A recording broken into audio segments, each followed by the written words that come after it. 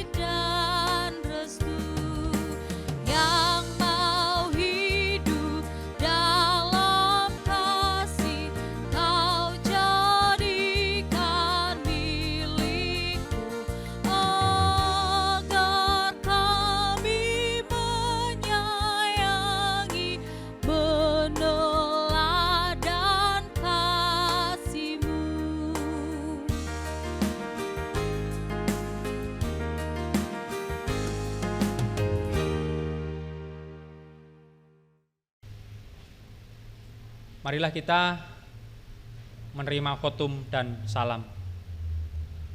Marilah kebaktian ini kita mulai dengan bersama-sama mengungkapkan pengakuan bahwa sumber pertolongan kita adalah Tuhan, pencipta langit dan bumi.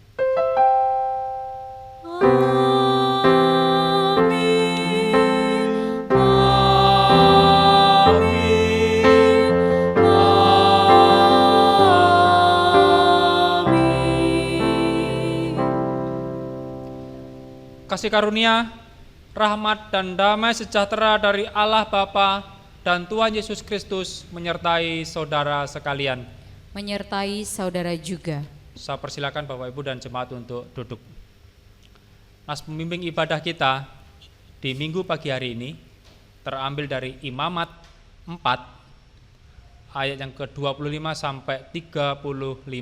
Inilah nas pembimbing kita untuk ibadah di minggu pagi hari ini. Jikalau yang berbuat dosa itu seorang pemuka yang tidak dengan sengaja melakukan salah satu hal yang dilarang Tuhan, Allahnya, sehingga ia bersalah, maka jikalau dosa yang telah diperbuatnya itu diberitahukan kepadanya, haruslah ia membawa segala persembahan seekor kambing jantan yang tidak bercela. Lalu haruslah ia meletakkan tangannya ke atas kepala kambing itu dan menyembelihnya di tempat yang biasa orang menyembelih korban bakaran di hadapan Tuhan. Itulah korban penghapusan dosa. Kemudian haruslah imam mengambil dengan jarinya sedikit dari darah korban penghapus dosa itu, lalu membubuhkannya pada tanduk-tanduk mezbah korban bakaran. Darah selebihnya haruslah dicurahkannya kepada bagian bawah mezbah korban bakaran. tetapi segala lemak harus dibakarnya di atas mezbah, seperti juga lemak kurban keselamatan. Dengan demikian, imam mengadakan pendamaian bagi orang itu karena dosanya, sehingga ia menerima pengampunan.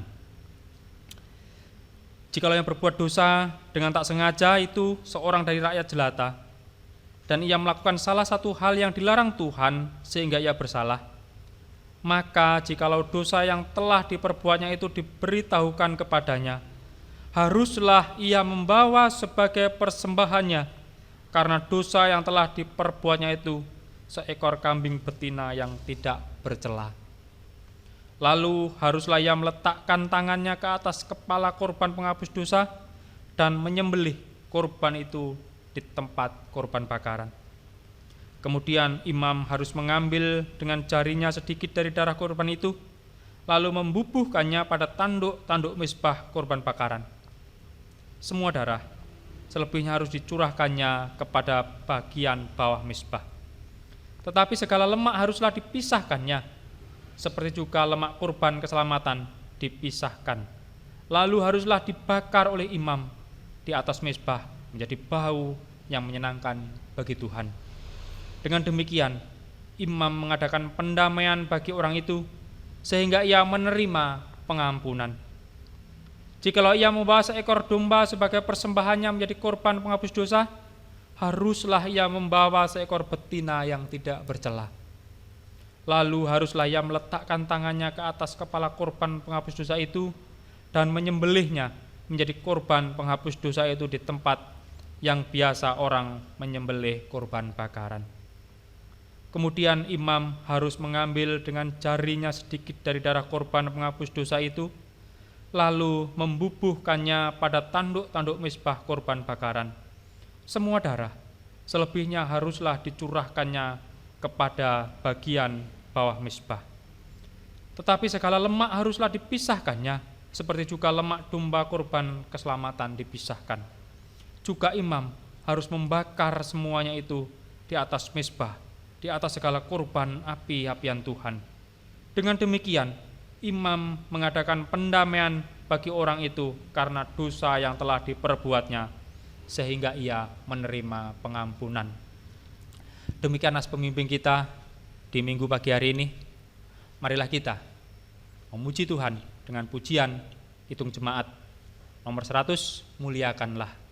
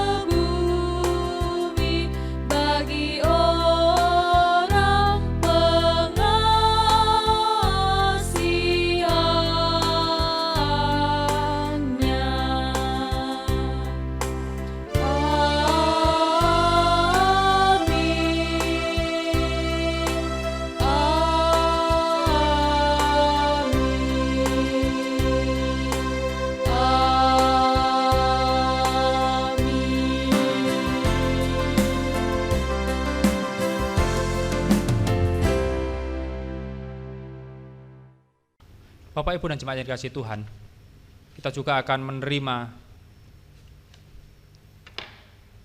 perintah kasih. Perintah kasih di minggu pagi hari ini, hukum kasih terambil dari 1 Yohanes 4 ayat 7 sampai 12.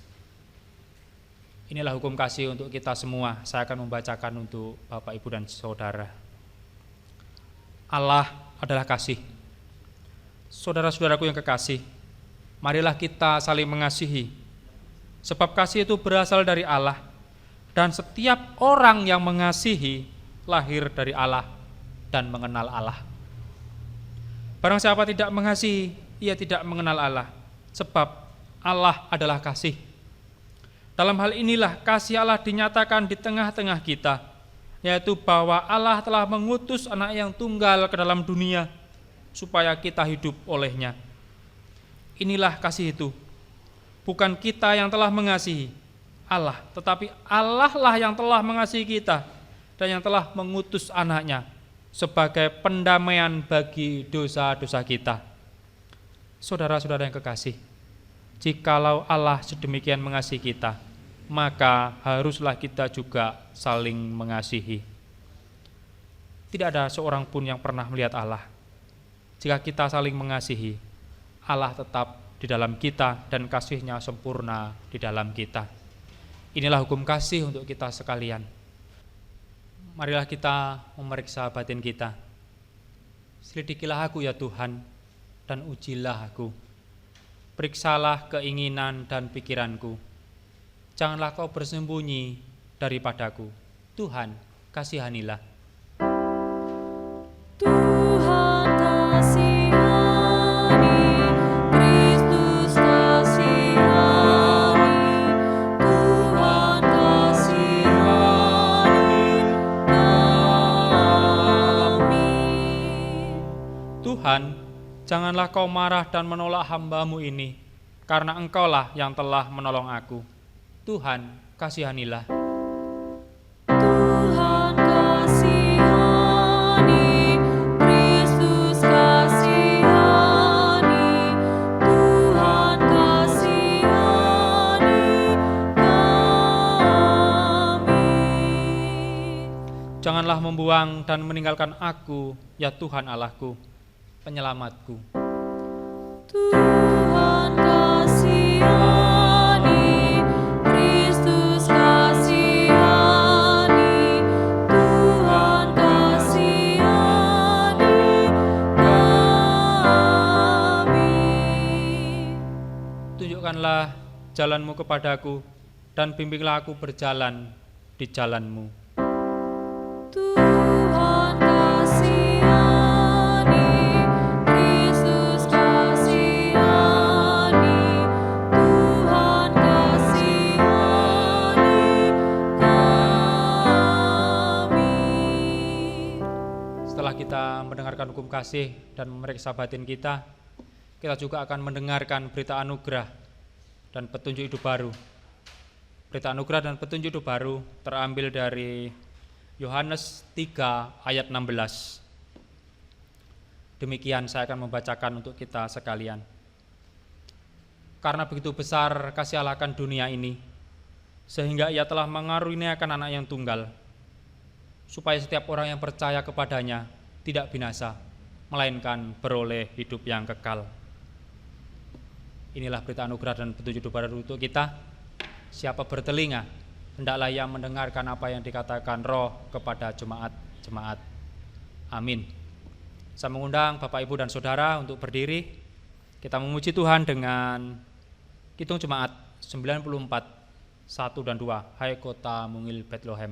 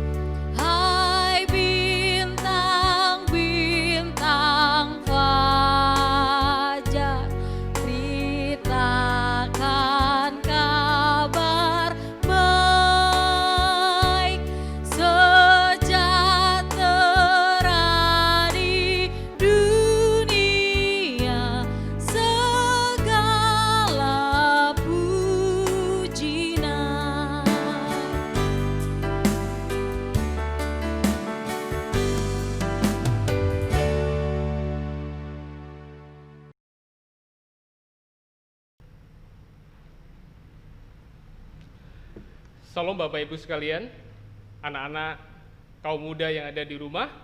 Pada pagi hari ini, masih dalam suasana Natal, kita mau bersama-sama merenungkan firman Tuhan.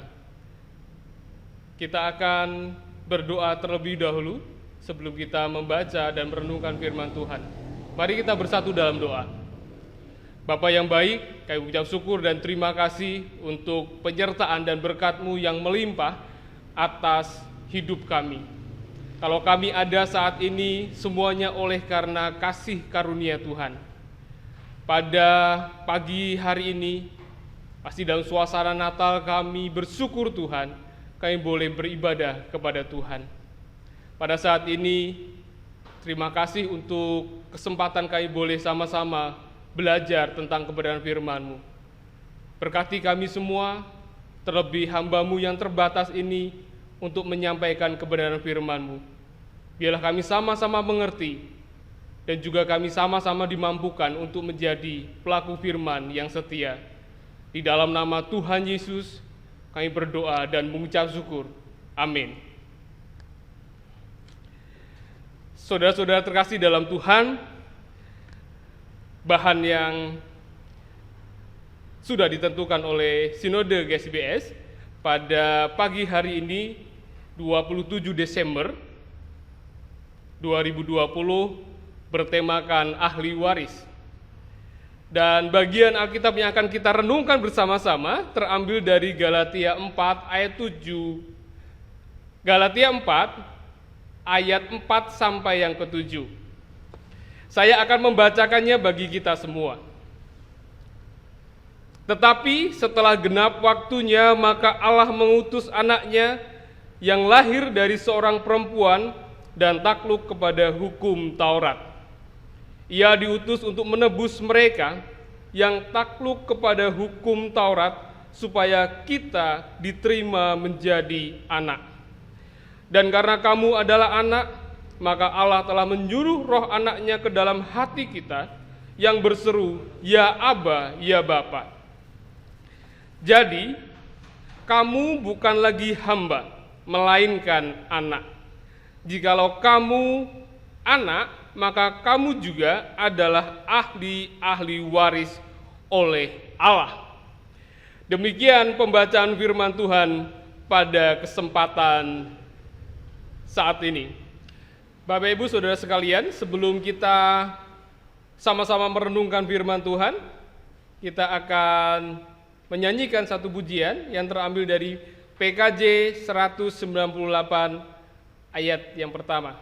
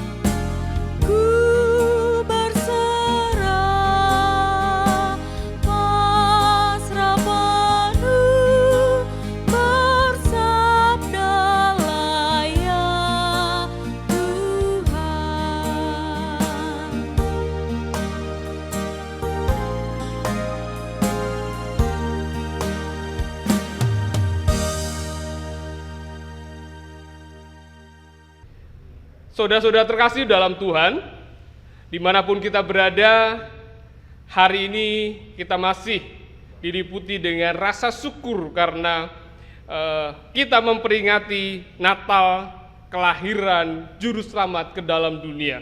Walaupun dirayakan dengan sederhana, dengan perayaan bersama keluarga di rumah, tetapi tidak mengurangi rasa syukur dan juga sukacita di tengah-tengah keluarga kita masing-masing. Bapak, Ibu, saudara-saudara, remaja, kaum muda, dan juga anak-anak dimanapun berada, pada saat ini kita akan sama-sama merenungkan bagian tentang ahli waris. Ahli waris berkaitan dengan anak. Siapa yang menjadi ahli waris dari seseorang, umumnya biasanya itu adalah anaknya. Nah, ada beberapa pertanyaan menarik di sini sebagai pendahuluan sebelum kita masuk ke dalam perenungan bagian Alkitab Galatia 4 ayat 4 sampai yang ke-7. Ahli waris bicara tentang bagaimana kita sebagai orang-orang percaya diangkat atau diadopsi oleh Allah menjadi anak-anaknya. Nah, bagaimana dengan konsep tentang warisan itu sendiri? Apa sih sebenarnya warisan? Warisan dipahami secara umum sebagai suatu pemberian atau sesuatu yang ditinggalkan, sesuatu yang diberikan oleh orang tua kepada anak-anaknya. Dan rasanya kita akan sangat bersyukur umpamanya jikalau kita menjadi ahli waris dari orang tua yang kaya raya, berpendidikan tinggi, dan juga dikenal baik. Maka kita akan mewarisi hal-hal baik tersebut dalam kehidupan kita. Nah, kita akan lebih lanjut bicara atau merenungkan tentang ahli waris dan juga anak Allah dalam teks yang sudah kita baca tadi, Galatia 4 ayat 4 sampai yang ke-7. Sebelumnya kita melihat pada bagian yang ayat 1 sampai 3 mengatakan bahwa sebelum kedatangan Kristus, umat Allah, orang-orang Yahudi hidup di bawah hukum Taurat. Mereka digambarkan seperti seseorang yang belum akil balik, seseorang yang disamakan dengan seorang hamba. Seorang hamba di mana dia mengerjakan sesuatu itu karena diperintah, mengerjakan sesuatu karena takut melanggar perintah dan takut juga dihukum. Nah, itu adalah sebuah prolog dari bahasan kita pada hari ini. Kita akan melihat pada ayat 4 sampai yang ke-7 dikatakan dengan jelas bahwa Kristus melalui perawan Maria hadir dalam kehidupan manusia, hadir di tengah-tengah manusia untuk menebus manusia. Menebus bukan hanya orang Kristen, tapi menebus seluruh manusia untuk menjadi anak-anak Allah. Nah, kalau kita bandingkan dalam Galatia 3 ayat 26 bahwa siapa sebenarnya anak Allah tersebut? Anak Allah adalah mereka yang percaya atau beriman kepada Kristus. Ayat 4 sampai ke 5 bicara tentang kedatangan Allah dan juga bicara tentang bagaimana tujuan kedatangan Allah itu untuk menjadikan kita sebagai anak-anak Allah. Ayat yang ke-6 bicara tentang bagaimana seseorang yang percaya kepada Yesus dan memiliki status baru sebagai anak Allah ditandai dengan hadirnya Roh Allah dalam dirinya, hadirnya Roh Kristus yang memampukan kita untuk memanggil Allah sebagai Bapa kita. Dan ayat yang ke-7 bicara tentang anugerah Allah yang sudah mengangkat kita menjadi anaknya, memberikan kita warisan, menyediakan kita warisan sehingga kita disebut sebagai ahli waris Allah. Saudara-saudara terkasih di dalam Tuhan, dimanapun kita berada, dalam suasana Natal ini kita diingatkan kembali untuk mengingat apa sebenarnya tujuan Yesus datang ke tengah-tengah dunia. Tujuannya adalah supaya kita percaya dan kemudian kita menjadi anak-anak Allah. Kita mulai melihat bahwa status kita itu membawa suatu dampak, yaitu kita menjadi ahli warisnya Allah. Saudara-saudara terkasih dalam Tuhan, kemudian saya mengutip sedikit bagian terakhir dari perikop ini, yaitu Galatia 4 ayat 8 sampai 11, di mana Paulus mengingatkan jemaat di Galatia untuk hati-hati. Hati-hati kenapa? Hati-hati untuk kembali lagi ke kehidupan yang lama, statusnya sebagai hamba. Status sebagai hamba yang ketika dia itu melakukan hukum Taurat itu bukan karena mengasihi Allah, tapi karena hanya takut akan hukuman dan juga karena tidak ingin melanggar dan mendapatkan amal. Nah, kita akan melihat bagaimana kemudian kesimpulan yang kita bisa pelajari dari bagian yang sudah kita baca tadi.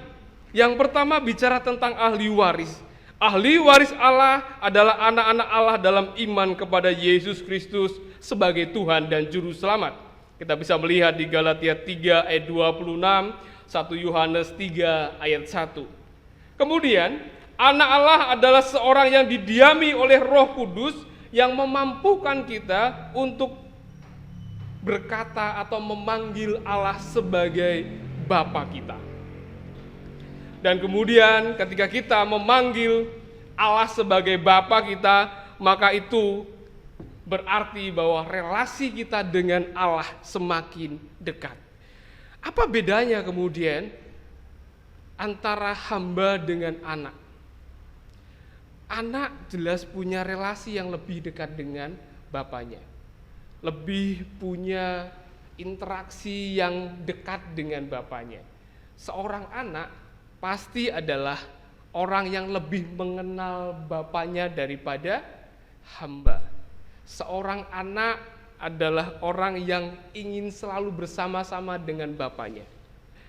Dan kemudian kita akan belajar tentang apa sih karakteristik dari anak Allah, ahli warisnya Allah ini. Yang pertama adalah anak Allah adalah orang yang hidupnya dipimpin oleh Roh Allah. Roma 8 ayat 14, anak Allah adalah orang yang melakukan kebenaran dan mengasihi saudaranya. Kita bisa baca di 1 Yohanes 3 ayat 10. Anak Allah adalah mereka yang dalam kehidupannya membawa damai. Matius 5 ayat 9. Anak Allah adalah yang mengadu dan memohon itu hanya kepada Bapa di surga. Kita bisa baca di Matius 6 ayat 5 sampai 15. Anak Allah adalah mereka yang segenap kebutuhannya dicukupi oleh Bapa di surga. Matius 6 ayat 32. Jadi inilah sebagian karakter dari anak Allah. Anak-anak Allah adalah mereka yang hidupnya mau dipimpin oleh Roh Allah, bukan dipimpin oleh kemauan daging, tapi dipimpin oleh Roh Allah yang ada dalam hidup kita. Mereka adalah yang melakukan kebenaran dan yang mengasihi sesama. Mereka mengasihi Allah dan juga mengasihi sesamanya. Anak-anak Allah adalah orang yang membawa damai dalam kehidupannya. Hari-hari ini seringkali bahwa damai menjadi hal yang mahal di tengah-tengah keadaan yang tidak menentu, di tengah situasi sosial yang kadang-kadang membuat kita merasa tidak damai, di tengah-tengah dunia media sosial yang seringkali membuat kita juga tidak damai. Nah, kekasih-kekasih dalam Tuhan, kita akan melihat bahwa hari ini menjadi pembuktian bahwa kita adalah anak Allah dengan kita membawa damai dimanapun kita berada. Anak-anak Allah yang selalu percaya bahwa Tuhan itu adalah tempat mengadu dan juga tempat di mana kita memohon, dan dialah segala sumber dari apa yang kita butuhkan. Nah, kemudian kita bicara tentang ahli waris. Siapa yang sebenarnya menjadi ahli warisnya Allah? Ahli warisnya Allah adalah mereka yang percaya kepada Kristus. Mereka yang akan menerima warisan. Kemudian pertanyaannya adalah, warisan apa sih yang sebenarnya kita akan dapatkan dari Tuhan? Dari Bapa kita. Warisan surgawi yang akan kita peroleh adalah warisan yang ngengat dan karat tidak akan merusaknya. Warisan kekal yang melampaui segala akal. Di tengah-tengah dunia kita punya Bapa. Bapa yang diantaranya mungkin ada yang baik, ada yang mungkin belum cukup baik. Tetapi jangan lupa bahwa kita punya Bapa di surga yang sangat amat baik, yang maha baik itu, yang menyediakan warisan bagi kita. Warisan yang melampaui akal kita, yang melampaui apa yang mungkin bisa kita bayangkan. Nah, Bapak Ibu saudara-saudara terkasih dalam Tuhan, anak-anak Allah dimanapun Anda berada, apakah kita benar-benar bangga dengan status kita sebagai anak-anak Allah? Apakah kita yakin bahwa kita adalah ahli warisnya Allah? Ini adalah sebuah pertanyaan reflektif kepada diri kita sendiri. Idealnya kita harus bangga pada status kita sebagai anak-anak Allah. Seharusnya kita harus bersukacita dan berpengharapan pada apa yang sudah disediakan oleh Bapa di surga bagi kita. Nah, kita sama-sama masuk ke dalam kehidupan kita yang sebenarnya. Ketika kita meyakini bahwa kita adalah anak-anak Allah dalam iman kepada Yesus, sudahkah kita memanfaatkan status sebagai anak tersebut untuk punya relasi yang baik, yang dekat, yang intim dengan Bapa? Sudahkah kita sering ngobrol dengan Bapa kita di surga? Sudahkah kita punya kerinduan untuk lebih mengenal Bapa kita? Apakah kita melakukan kehendaknya karena kita takut, atau karena kita merasa bahwa kita tidak akan mendapatkan amal ketika kita tidak melakukannya? Ketika bicara tentang status anak, maka kita bicara tentang relasi yang dekat. Kita bicara bagaimana kita bisa lebih dekat dengan Tuhan, kita bisa lebih mengenal Tuhan, kita bisa lebih punya hubungan yang dekat, layaknya seorang anak dengan ayah. Kita bisa memulainya dengan doa yang sungguh-sungguh kepada Tuhan. Kita bisa memulainya dengan membaca, merenungkan, dan juga melakukan firman Tuhan. Sebagai seorang anak, ketaatan kita jelas berbeda spiritnya. Kita bukan lagi takut, kita bukan lagi ingin sekedar mendapatkan imbalan, tapi kita melakukan apa yang Tuhan perintahkan karena kita mengasihi Bapa kita di surga. Jadi kita perlu mengubah bagaimana kita berelasi dengan Tuhan. Ketika kita meyakini bahwa kita adalah anak-anak Allah, berarti kita punya kedekatan, kesempatan untuk lebih mengenal dan dikasih oleh Tuhan. Saudara-saudara terkasih dalam Tuhan, sebagai anak-anak Allah, kita harus bisa juga menunjukkan siapa kita sebenarnya kepada dunia. Biarlah dunia boleh mengenal kita oleh karena apa yang kita lakukan, apa yang kita katakan. Saat ini tentu kita akan belajar bagaimana kita berperilaku dari teladan Yesus. Kita hanya berpikir bahwa berarti ketika kita berinteraksi di tengah-tengah dunia nyata, kita tidak hanya saat-saat ini, kita tidak hanya harus seperti Yesus di dalam dunia nyata kita, interaksi sosial secara nyata, tetapi juga di dunia maya. Kalau kita melihat saat-saat ini banyak sekali orang-orang yang tidak terlalu peduli dengan kebaikan, kejujuran, dan hal-hal baik lainnya dalam dunia media sosial. Tetapi sebagai anak-anak Allah, kita harus menunjukkan bahwa kita harus punya kebaikan-kebaikan yang Bapa Surgawi teladankan kepada kita.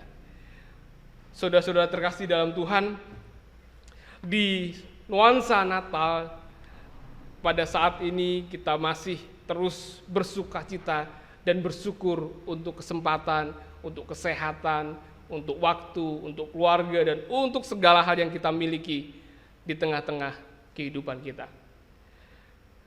Kita harus selalu sadar bahwa kita adalah anak-anak Allah, kita adalah ahli warisnya Allah yang terus hidup memancarkan atau memperkenalkan dalam kehidupan kita lewat perkataan, lewat perbuatan kepada dunia siapa Bapa sebenarnya.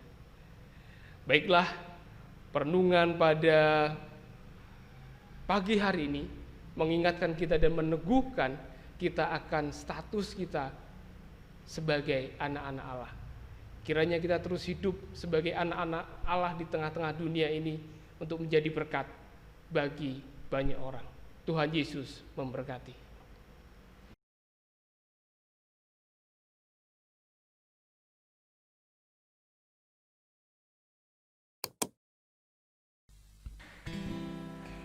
Yaitu firman Allah yang turun ke bumi, yang jadi sama dengan manusia.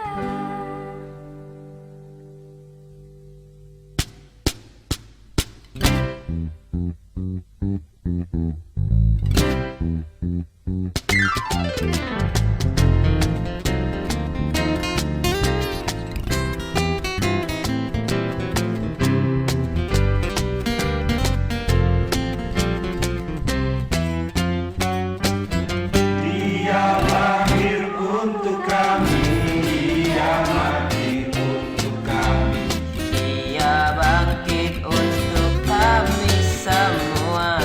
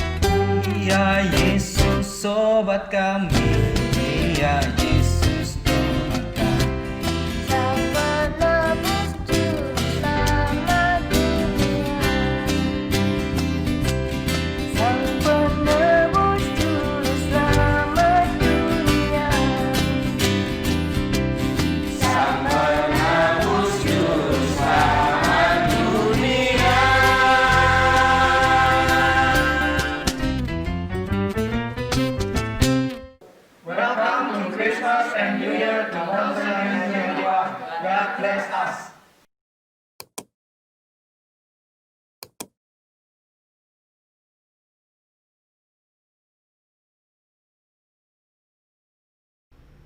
Bapak Ibu sekalian, mari kita bersaat teduh sejenak.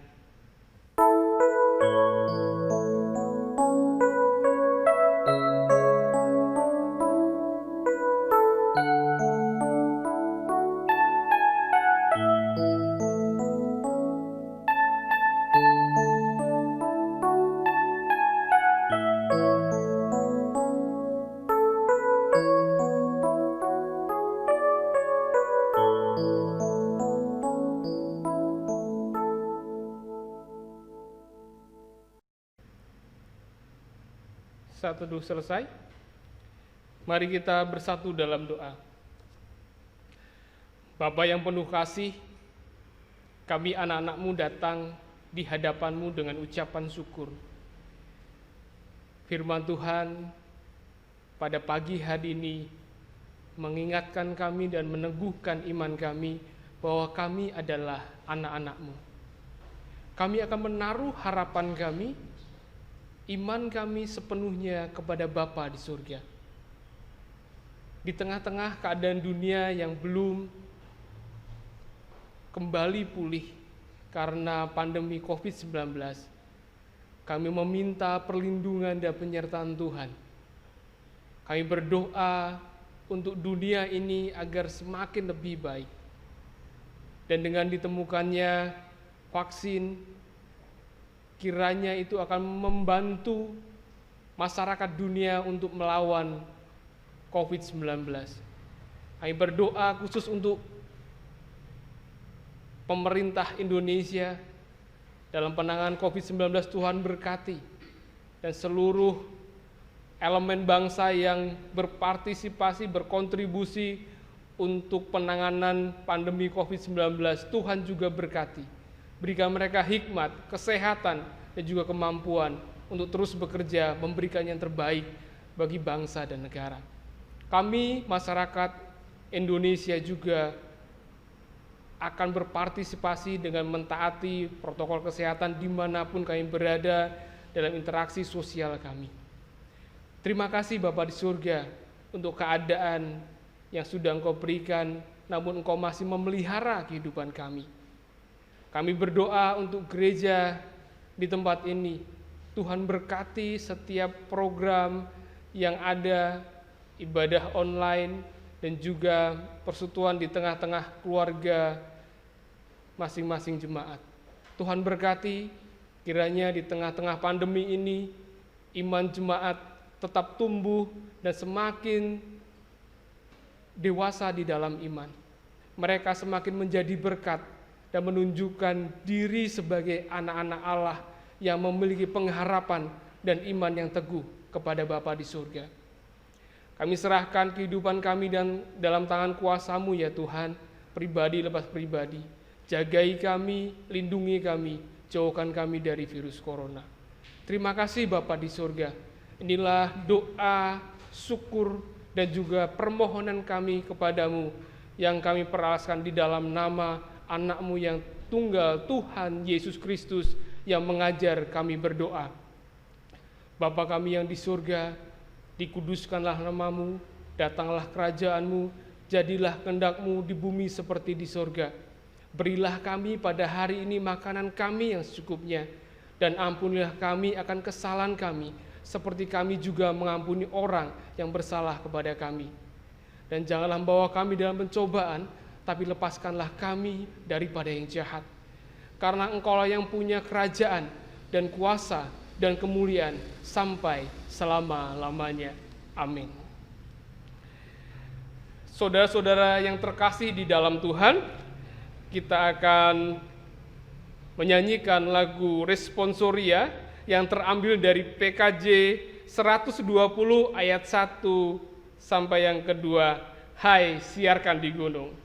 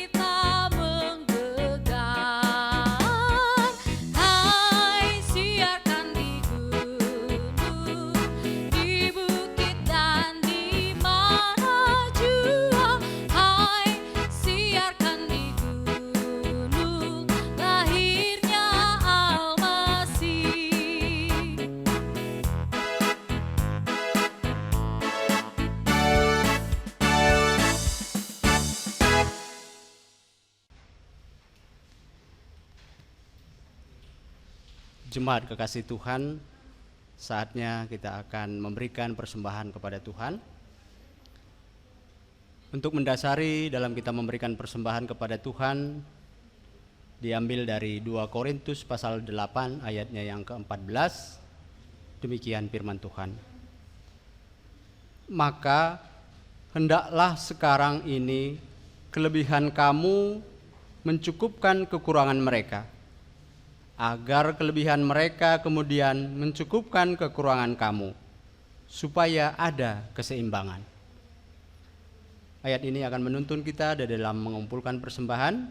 Sambil kita mengumpulkan persembahan, kita iringi dengan PKJ 146 bagian pertama dan bagian yang kedua.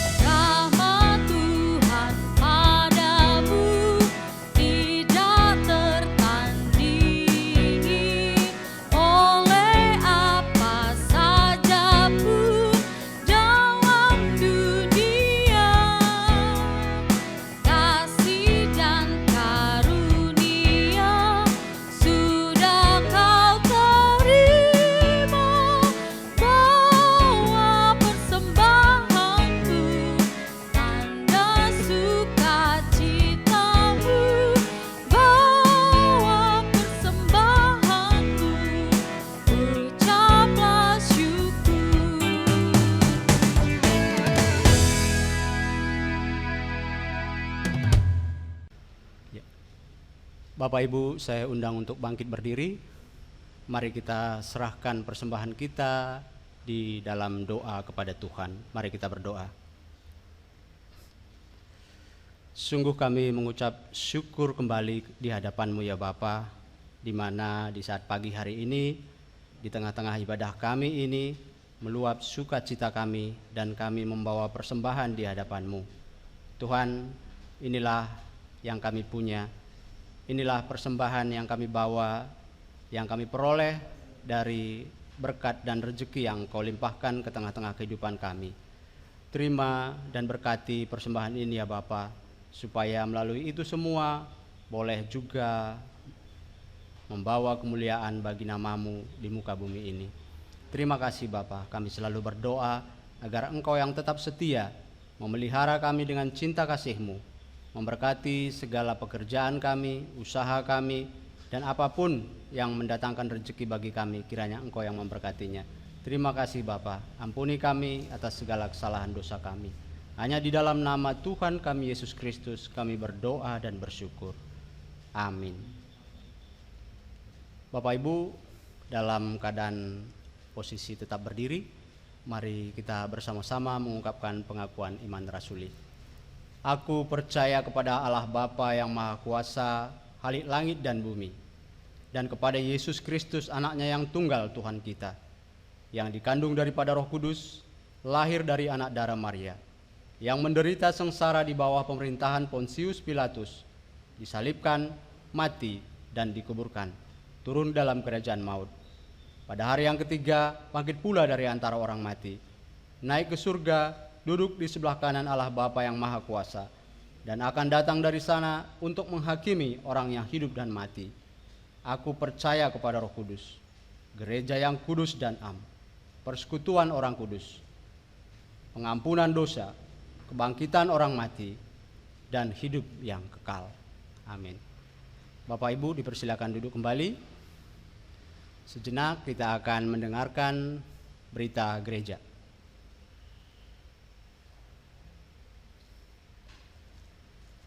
Berita gereja tanggal 27 Desember 2020. Yang pertama, segenap Majelis Jemaat Metro Kibang mengucapkan terima kasih kepada Bapak Ibu dan keluarga-keluarga yang tetap setia membangun ibadah dari rumah kita masing-masing.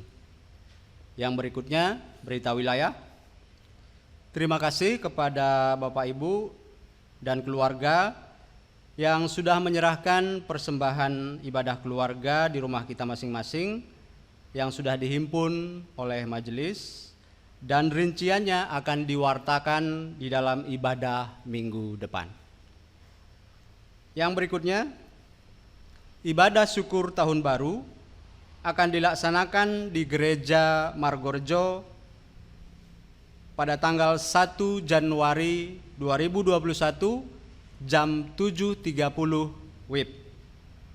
Dan mulai ke depan, setiap minggunya kita akan beribadah kembali di gereja kita di tempat ini. Jam ibadah seperti biasa jam 7.30 dengan tetap mematuhi protokol kesehatan yang dianjurkan oleh pemerintah. Yang berikutnya, peneguhan Majelis Wilayah Margorejo akan dilaksanakan pada hari Minggu tanggal 17 Januari 2021, dan calon majelis yang akan diteguhkan sebagai berikut. Yang pertama, Bapak Rahmat Subagio. Yang kedua, Bapak Effendi. Yang ketiga, Bapak Christian Widiantoro. Dan yang keempat, Ibu Ros Upasiana. Mohon dukungan dari Bapak Ibu dan jemaat yang terkasih supaya pada tanggal 17 ini kita dapat menyaksikan peneguhan majelis kita yang baru untuk melengkapi pelayan Tuhan di tempat kita di tempat ini. Ya, hanya sekian berita gereja yang terhimpun. Kami mohon maaf apabila dalam penyampaian warta gereja ada kekurangan. Tuhan Yesus memberkati. Saudara-saudara yang terkasih dalam Tuhan, saya undang saudara untuk bangkit dan berdiri. Kita akan masuk dalam pengutusan dan berkat. Pulanglah dengan damai sejahtera dan jadikanlah firman Tuhan sebagai dasar kehidupan saudara semua. Jadikanlah kami pelaku-pelaku firman yang setia ya Tuhan. Sekarang arahkanlah hati dan pikiranmu kepada Tuhan dan terimalah berkat Tuhan atas kehidupan saudara semua. Kasih karunia Tuhan Yesus Kristus, damai sejahtera Allah Bapa dalam persekutuan dengan Roh Kudus menyertai saudara semua dari sekarang sampai selama-lamanya. Amin.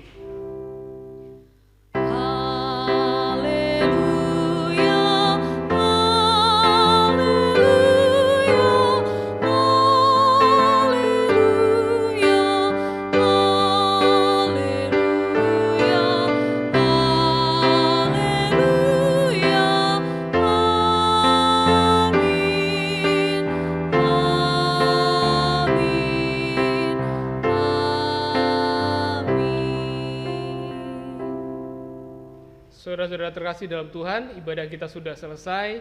Mari kita akan mengakhiri ibadah kita dengan menyanyikan satu pujian dari PKJ 346 ayat 1 dan 2, Tuhan Allah beserta dengan engkau.